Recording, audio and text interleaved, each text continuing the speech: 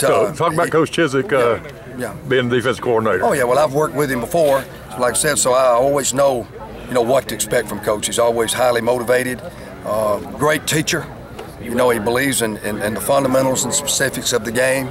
And you can tell that we started from ground level all over again with our teaching methods, and that's what we wanted to accomplish going this bowl game is get the groundwork again. We got a lot of young players, and do a lot of teaching, and that's what we did. A lot of teaching, a lot of drills, a lot of fundamentals, and he's been highly excited.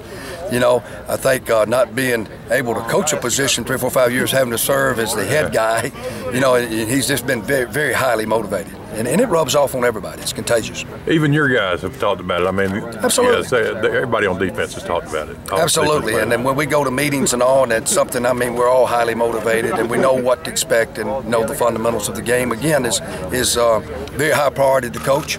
And it's something we talk about all the time, but they're seeing that now. They're seeing they're seeing the head man now in a teaching role as he was a coordinator before, and they're seeing why, he was in demand to be a head coach. Yeah.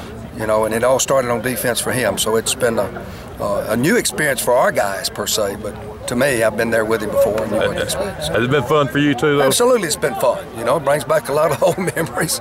And the last year he was at Auburn, I worked for him, we went undefeated, and, before he went to Texas. So to see him in the coordinator's role, a lot of folks said, they didn't know. I knew what to expect. I'd worked with him and knew it was going to be highly motivated and fast-paced. Have you kind of seen how the players have kind of had their eyes open, though, and been like, man, I didn't know he was so tough or anything like that? Oh, absolutely, and I think the players that played at Auburn before understood that.